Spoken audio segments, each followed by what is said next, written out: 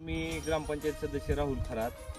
आमच्या गावामध्ये काल रात्री श्री विश्वनाथ भुजंग जाधव यांच्या 1.5 वर्षाच्या जर्सी कारवडीच्या वरती हल्ला करून हिंस्र श्वापदानं त्याला ठार मारलेला आहे.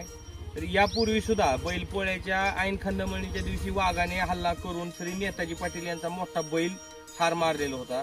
त्याच पद्धतीनं त्याच सेम पॅटर्न प्रमाणे पाठीमागच्या बाजूने ह्या जनावराचा ठार करून त्याचं रक्त पिऊन मांस खाल्लेला आहे आणि अतिशय घराला चिटकूनच ही घटना घडलेली आहे. त्यांच्या दारात समोरच ते लिंबाच्या झाडाला ते जे कारवड आहे जे जातीवंत आहे ते बांधलेलं असतंय, तर त्याला ठार केलेलं आहे. आणि आमच्या परिसरात अतिशय भीतीचं वातावरण पसरलेलं आहे. माझी वन विभागाला विनंती आहे की आपण लवकरात लवकर त्या वाघाचा बंदोबस्त करा. तुम्ही एखाद्या माणसाचा त्या वाघानं जीव घ्यायची वाट बघताय का प्रशासन?